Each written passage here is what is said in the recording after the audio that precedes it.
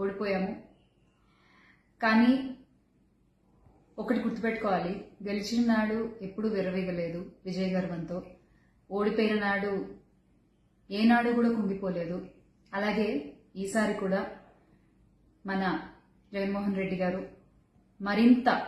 మరింత బలాన్ని పుంజుకుని మళ్ళీ ఖచ్చితంగా మీ అందరి సపోర్ట్తో మనందరం కలిసి జగనన్నతో నడిస్తే ఖచ్చితంగా మళ్ళీ ఒక మంచి ప్రభుత్వంగా మనం ఏర్పాటవుతాము.